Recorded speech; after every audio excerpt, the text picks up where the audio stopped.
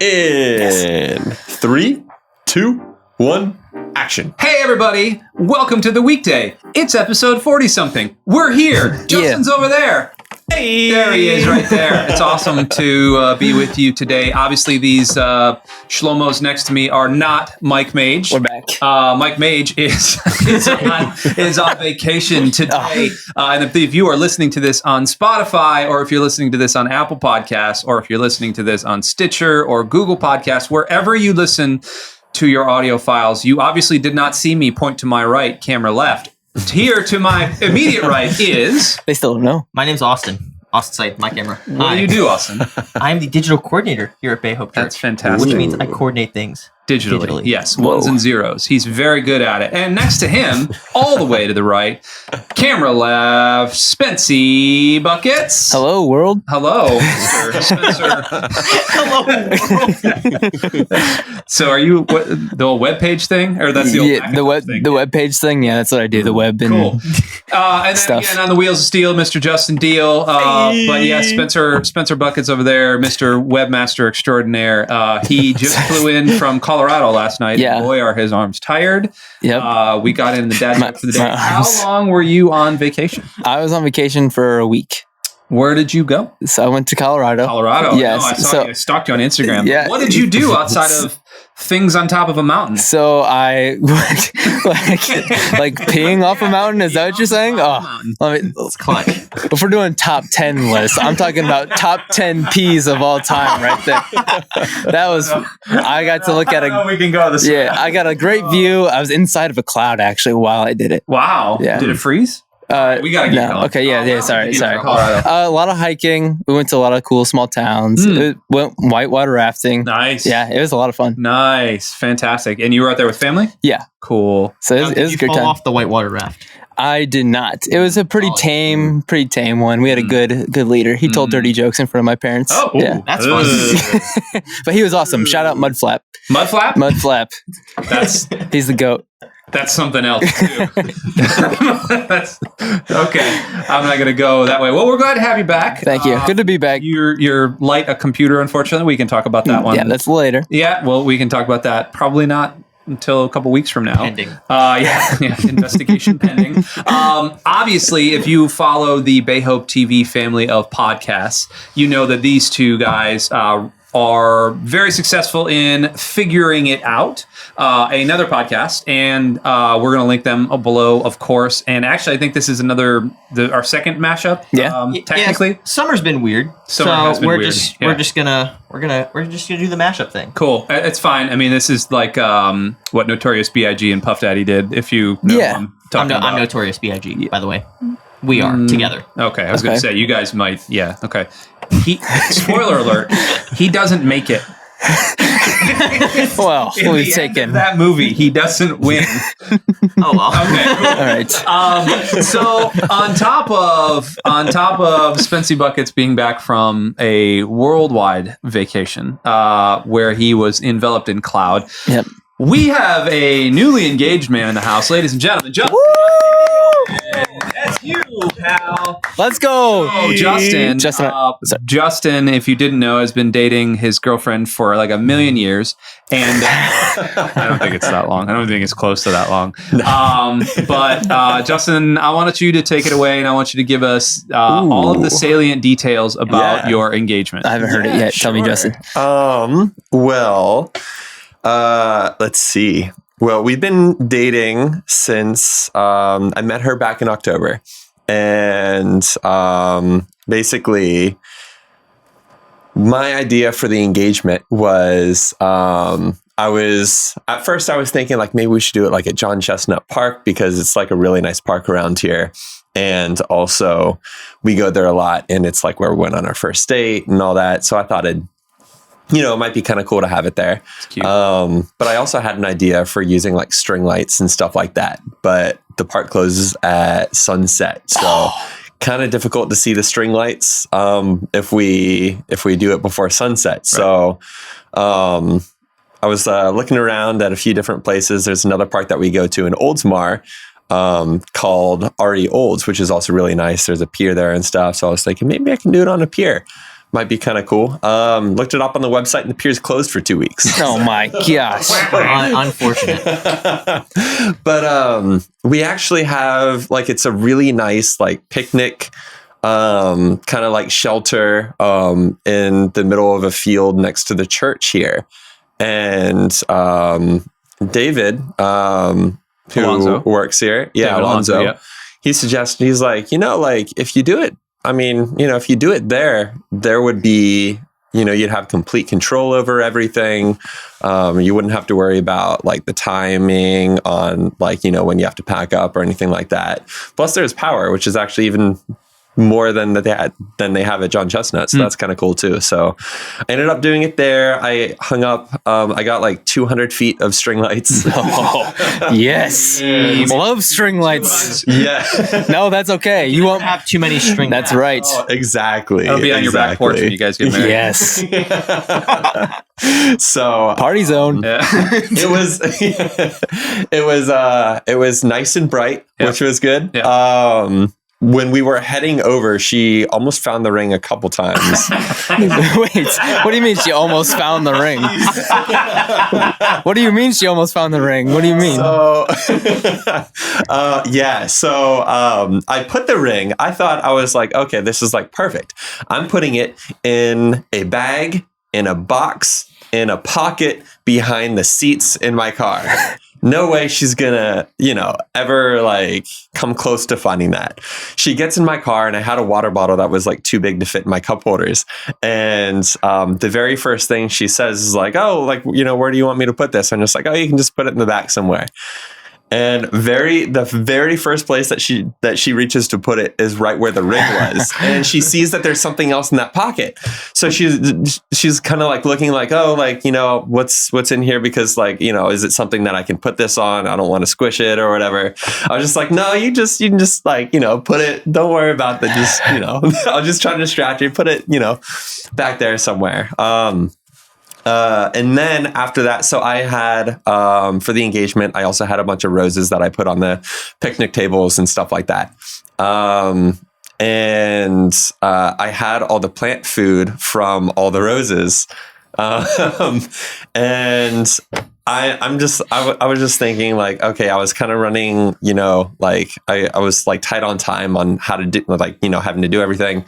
Like, do I have enough time to like put this away real quick? Or I'm just like, you know what? I'm just going to put it, it's in the passenger side, but just like in the little like pocket there. I'm like, I don't think she's going to look there. I think it'll be fine. That's the first place she looked, isn't it? Sure enough. Yep. Like, oh my gosh. Yep. Murphy's Law. We were like in the parking lot, and she's, I just hear, she goes, what's all this? And I look over, and she's holding like 6 packets of the plant food. I'm like, oh, luckily for Easter, we had a shoot that we did here that had a bunch of, it involved a bunch of flowers. So I was just like, oh, that's just left over from that shoot Quick on your feet. that we did at the church. Bringing lying into the marriage already. Oh no. Oh dear. Well, I mean, she already didn't know that I had the ring, because I told, when we were picking it up, I told the people at the jeweler, hey, we're coming to pick it up, but is it possible to tell us that you have to hold on to it for 2 weeks to, like to polish it or resize it or do, any of that? And they went along with that perfect. So she didn't even know I had the ring at this point, which I think that was like the saving grace, because she like still through everything, I feel like that was still kind of in the back of her mind, like, oh, like, is it a proposal? But at the same time, like, he doesn't even have the ring yet, so it can't be. Yeah. So that helped a lot. But then there was the whole thing with the storm. As we're getting closer and closer, I had the photographer texting me, like, hey, because he was hiding behind some bushes until we got there. Was he in a ghillie suit? He was like, hey, it's getting pretty dark. I see ghillie suit. It's like a Call of Duty video. Yes. That'd be awesome. lightning. Hey, Here's some thunder. That's the high quality photographer you pay for, right? Yeah, absolutely. Yeah, he did fantastic. He just sent me over a couple of the like previews. So I'm looking forward to seeing the rest. Oh, man, but let's go. Yeah, after all that, so the rain held off just long enough. We got there. I proposed, and then like a minute later, it started raining. Oh, man. It was great. she was fully surprised. She was crying. I was She did say yes. Yes. Yes. Okay, there we go. Yes. You were burying the lead. And then she said, well, maybe if you had 300 string lights, She said this would have been a yes. Yeah, she said yes, but It's Couple of conditions. how many string lights are? Yeah, she I counted. guess that's enough. Yeah. I can already tell this isn't enough. Yeah. Listen, you brought lying in, and she brought compromise. There you so go. that right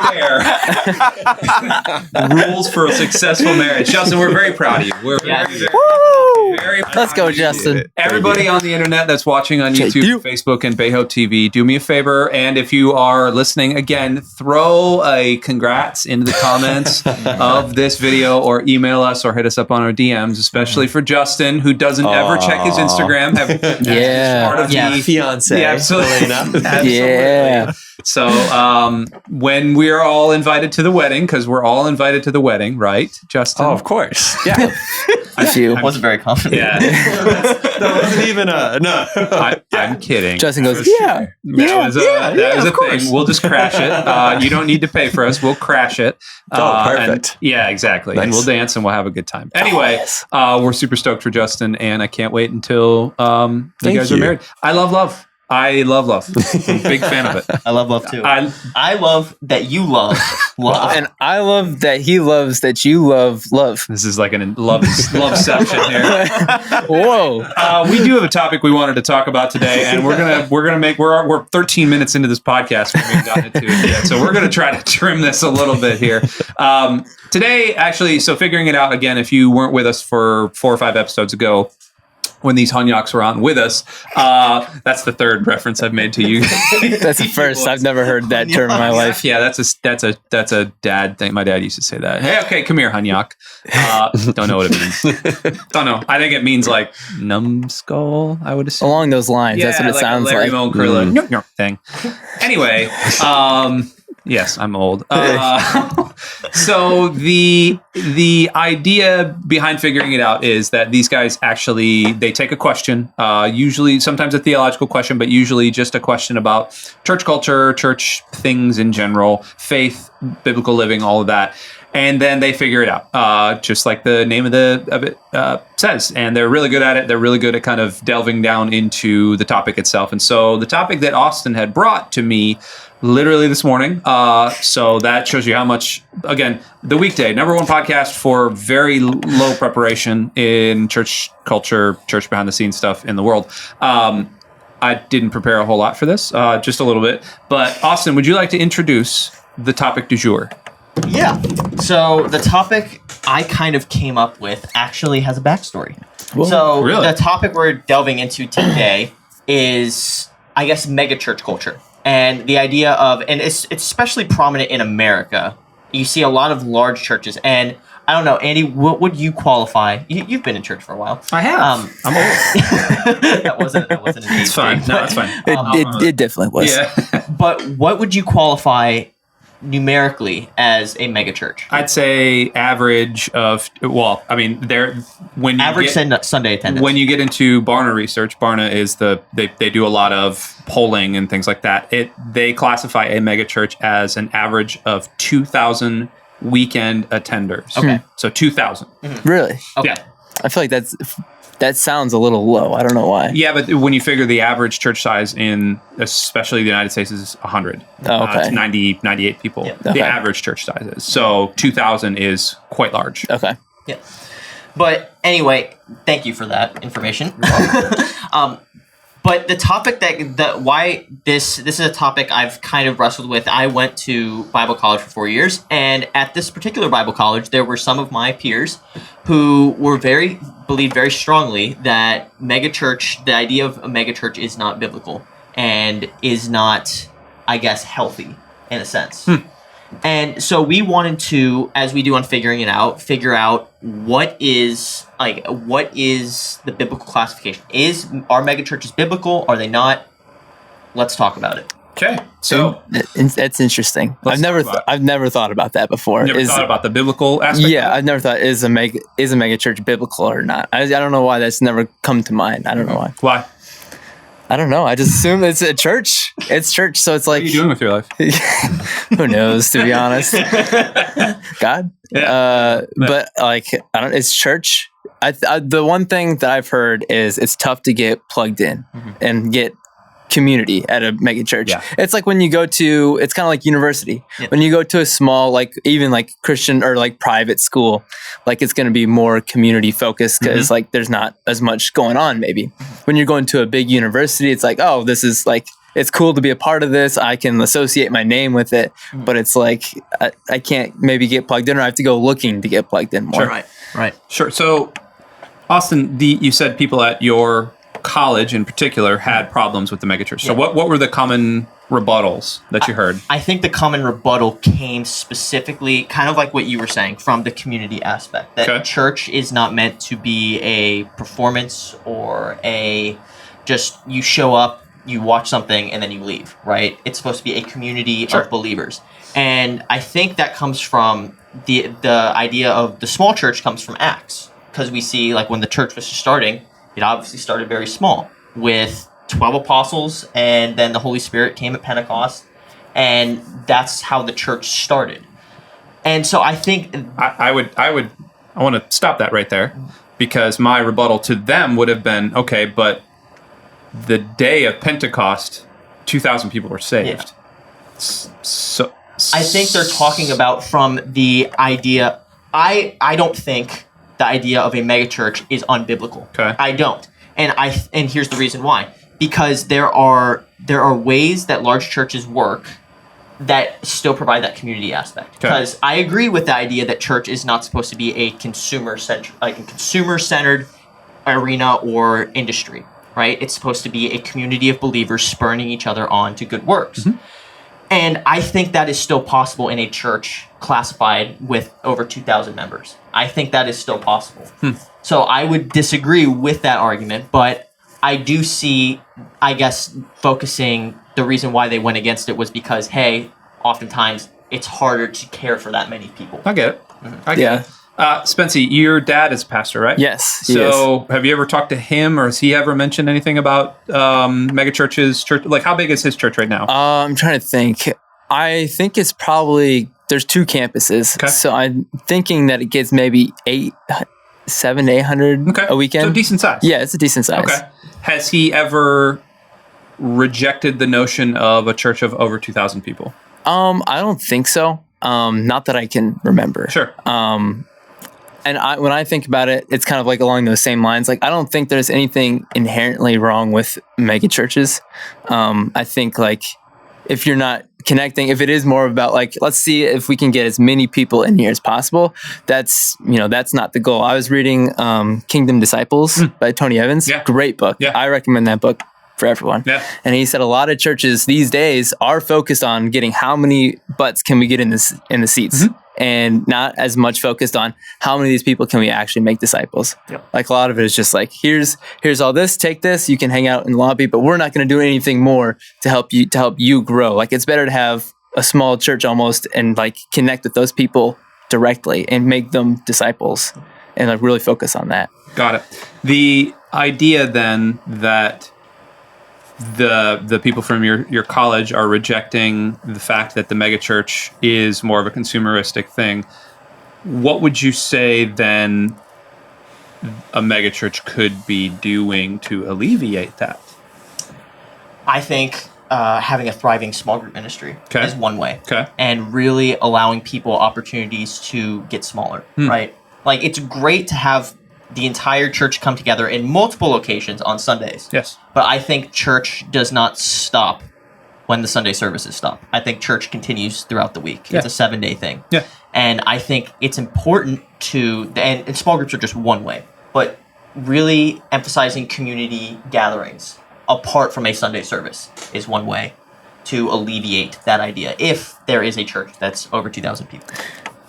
You're going to say something. Yeah, I don't know if you guys feel the same way, but like now you see a lot of like these big churches on Instagram and stuff like that, and you see a lot of their content, and it looks really cool, and it looks like they're doing a lot of things. But for me, sometimes it's hard for me to distinguish like what is like the intentions of this. I don't know if it's the same for you guys, but it's kind of like, well, they're promoting all this cool stuff, but they're also promoting like merch, and it's like, but they're doing community stuff, and it looks like they're doing groups, but at the same time, there's like a line. It's like I don't know what the line is. Well, devil's avocado here, though.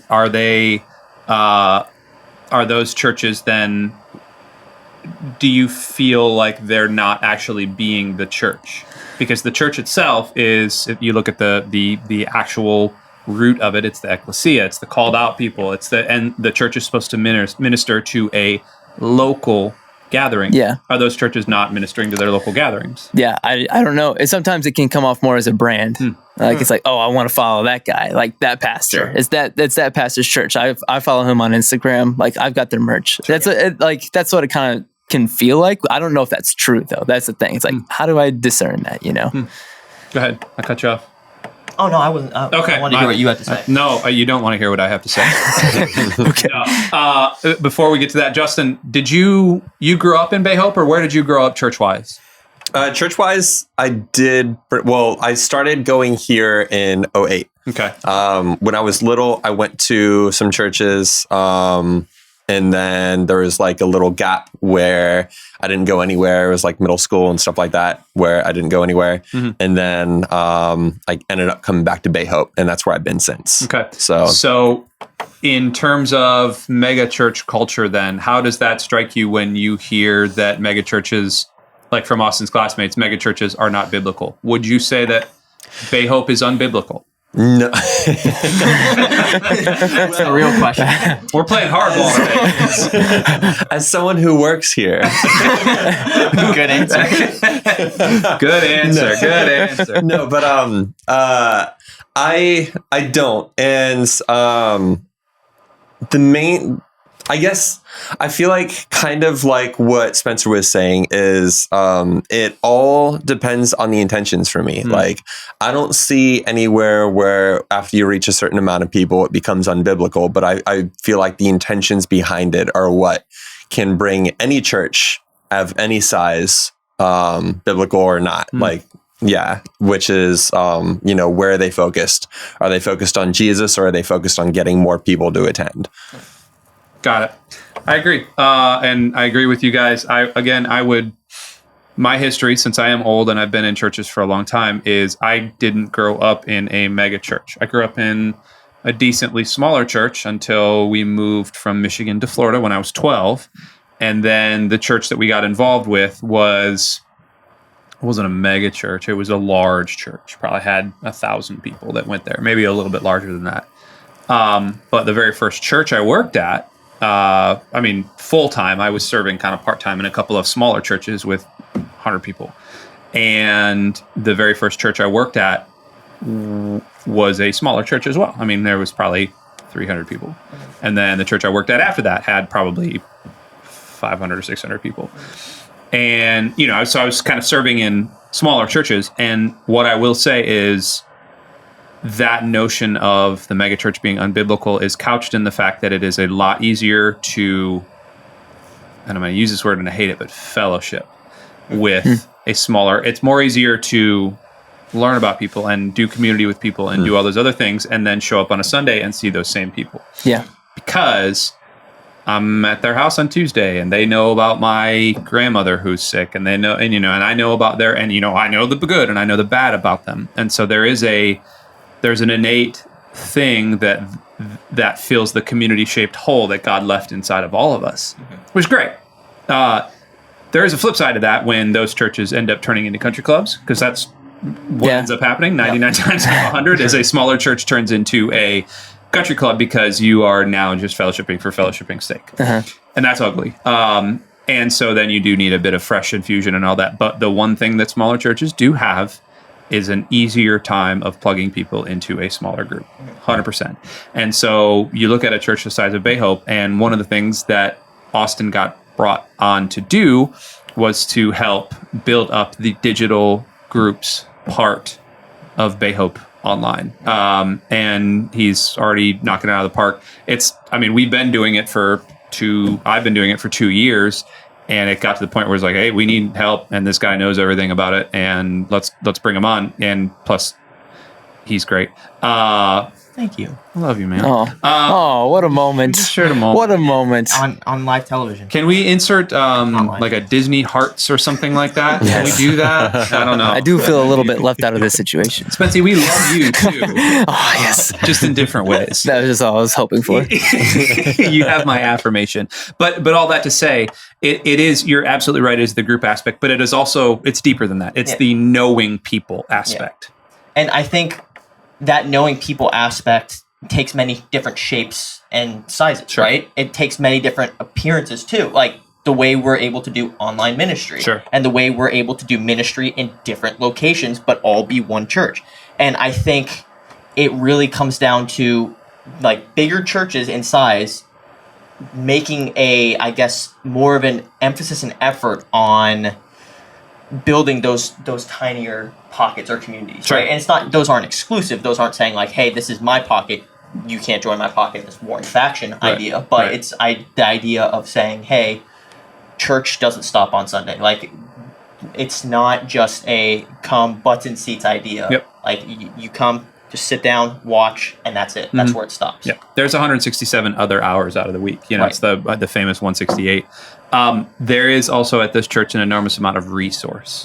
And at Megachurches, you do have resource. And it is so cool. It was so cool yesterday, every Monday. So we record this on a Tuesday afternoon. Every Monday, we have a production meeting follow-up that talks about things that happened the previous week and things that are coming up the week. And you hear the word production and you immediately think like, oh, this is like Hollywood. But it's not that. What it is it's designed to keep everybody on the same page so that we can all perform with excellence. We can perform our tasks, with excellence. Again, not a performance. So what happened during kind of our production meeting was we started talking about wins and things that we saw from the weekend before that. It was great. I love getting to do that. But after that production meeting, we had our church council meeting, which involves all of the lay leaders and all of the pastors and all of the executive directors of the church once a month. Gosh, I hope it's not once a week. Once a month, we gather for an hour. We talk about finances. We talk about, we just touched the 30,000 foot view thing. And our executive director of operations, Emily DeVries, was talking about the coffee shop that we just were able to reopen a couple weeks ago, which is dope. Elevation Coffee, best coffee in the world. Shout out. Love you, Jonathan. But she was talking about all of the missions partners that we are able to support through the coffee shop. And so we touched on that in production meeting, and then we touched on that in church council. And it was like this, we can do so much. We as a mega church, quote unquote, technically that's what we are.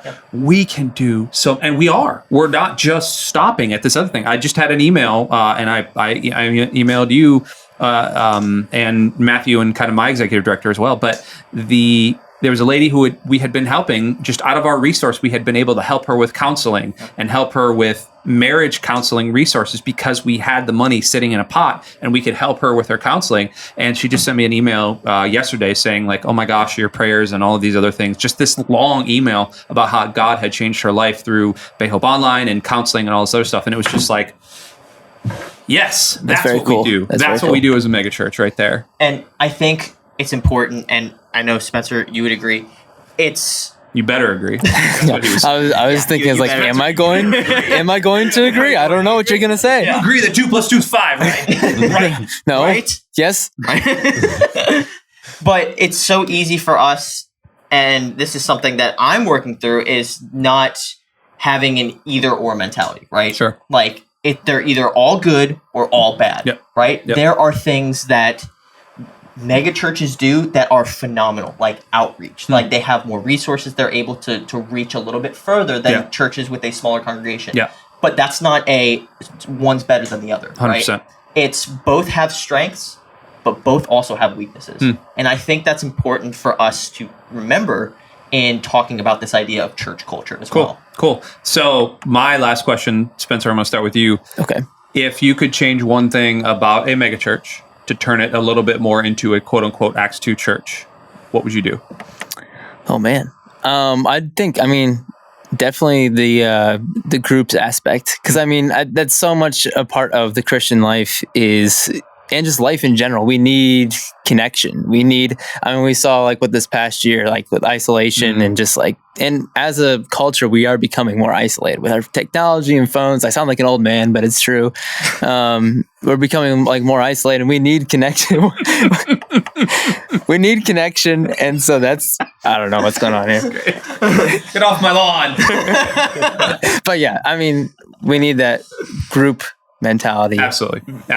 Awesome. Couldn't have said it better myself. Great. What about you, Justin? Yeah, I feel like I think definitely the groups. I was trying to, man, you said it so good. I was trying to think, because I was hoping that you wouldn't say groups because I was going to say that. sorry, Justin. You can use it. And I'm like, man, he took it. You can use it, pretend like I didn't say it. Yeah. So what about you, Justin? What would you change? We'll start with Justin. I'm going to, when I edit this, I'll just flip our tour. Yes.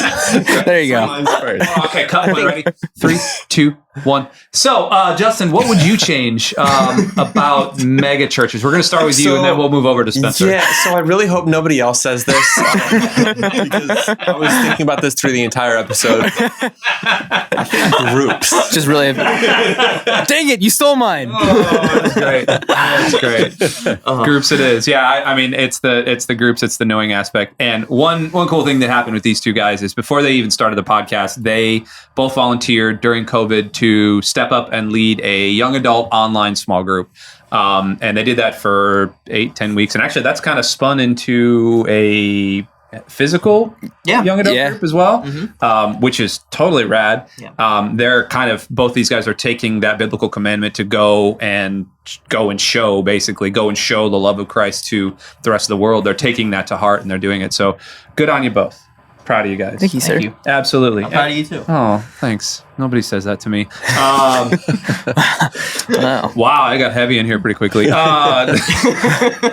else on megachurches before we close the book on this topic forever? Because we solved it. We figured it out. We did. We figured it out, guys. Once again. Megachurches are biblical. There you go. You heard it here first. Wow. Bingo. Awesome. All right. Well, we're going to move into segments now because this is our favorite part of the show.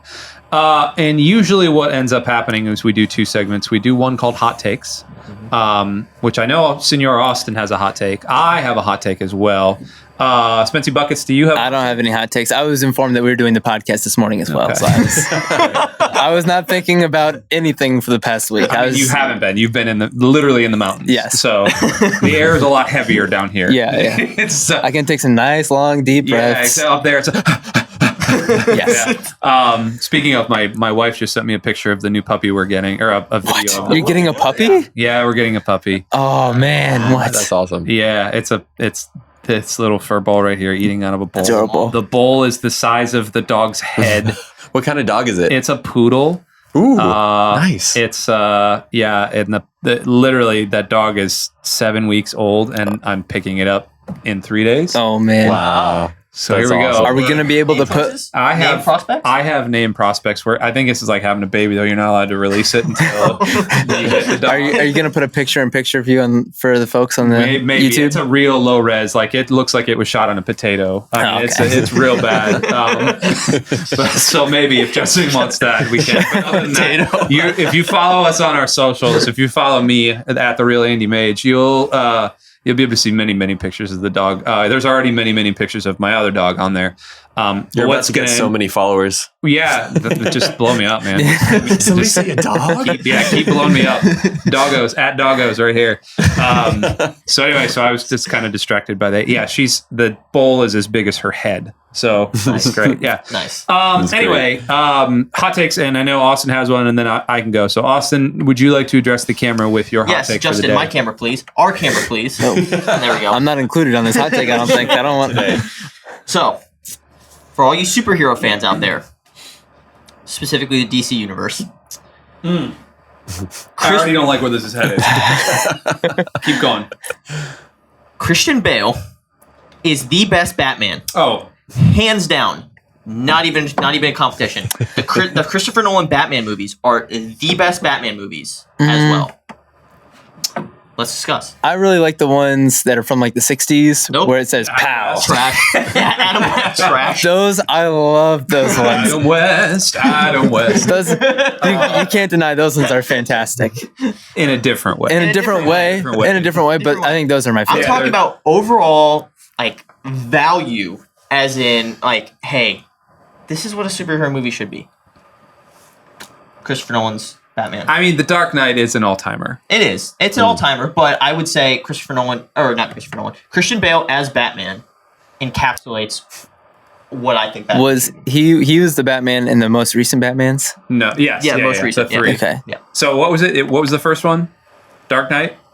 Dark Knight Rises? Oh, no. Batman Begins. Batman Begins, Dark Knight Rises. Yep. Okay, so Dark Knight Rises was trash. Okay. That was the one with Bane. Yeah. Yeah. Ooh, Tom Hardy, like I still kinda like that one. Take on his mouth. Yeah. I mean, I liked it, but then again, I'm easily entertained. okay. So, Yeah, I mean, you do like DC movies, or yeah. So I do.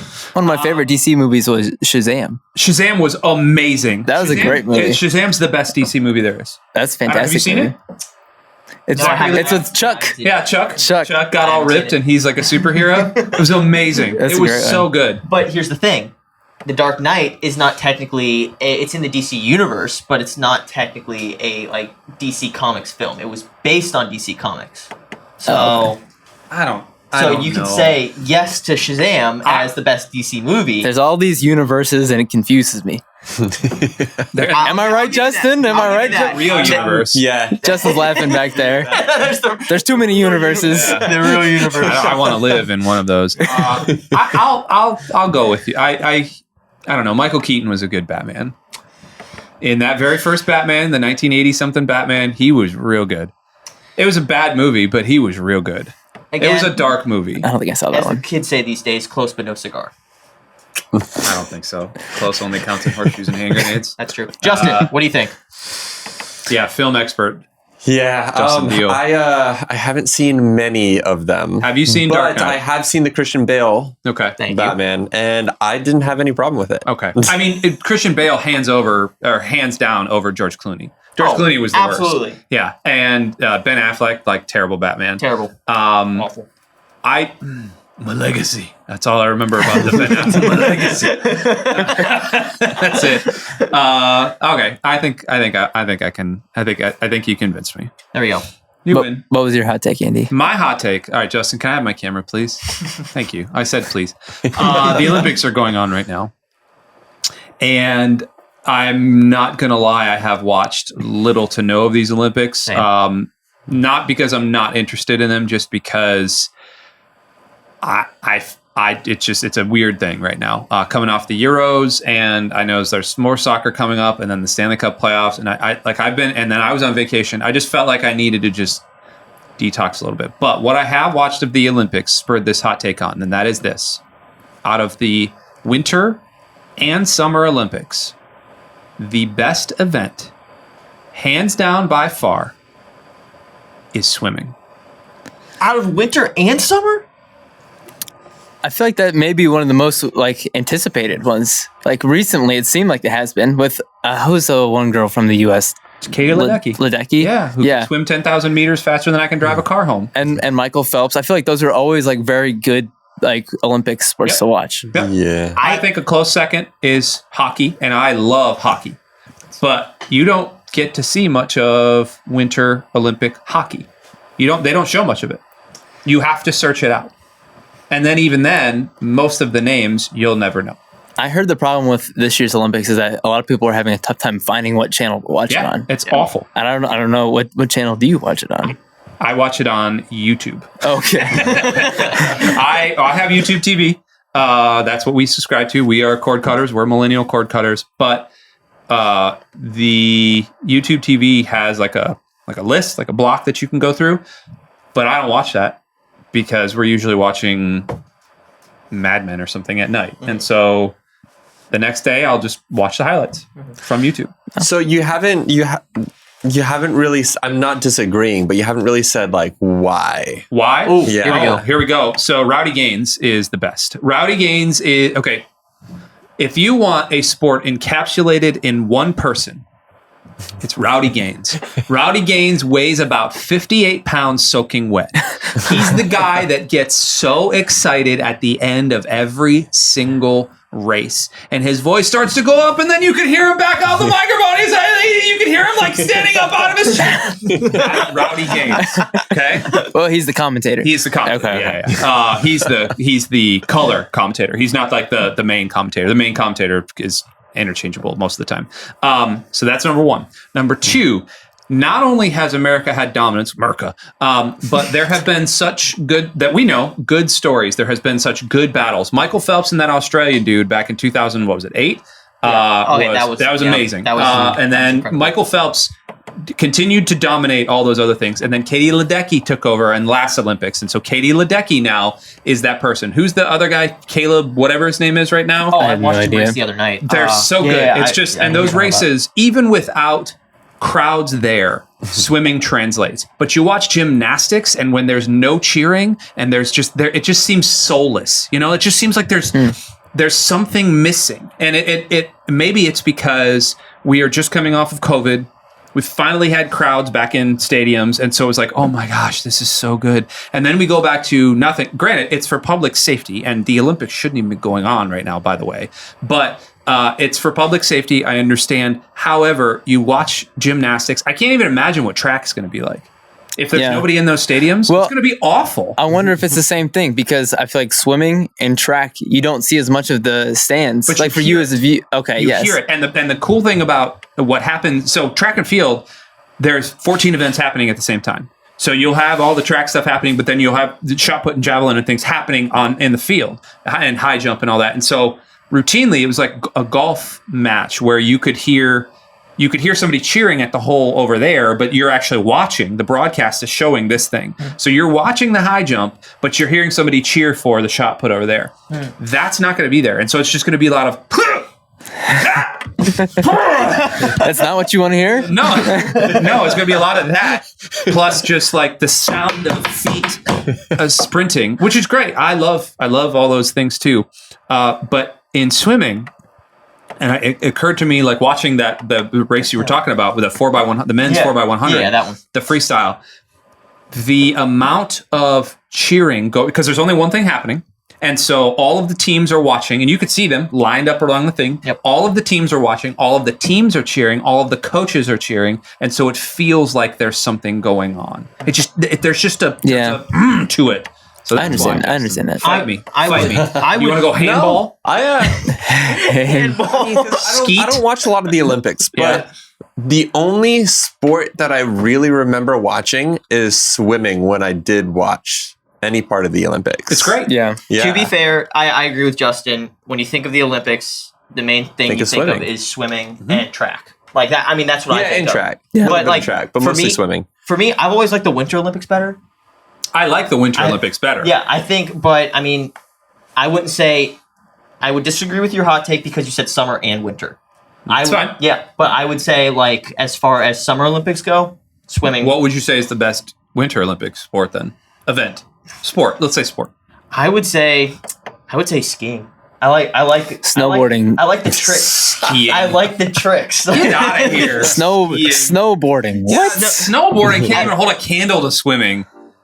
You guys. Okay. But then there's hockey too. But like hockey plays in I think curling, and I like curling, but I think curling is better than skiing. Curling is great. Curling, man. Watching those guys get we got electric. The toboggan races as well. Like the narrow little luge is pretty good, yeah. Cool runnings, anyone? But bobsled's good too.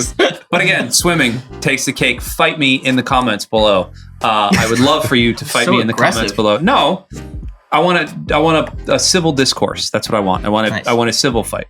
Okay. Where we don't have to call the cops afterwards. That would be preferred. Something for. Cool. Hey, we're going to end this episode right here, right now. We love you guys. Thanks so much for joining us on episode 40-something of this here Weekday Figuring It Out mashup. We will talk to you next time. Goodbye. Bye. Bye, guys.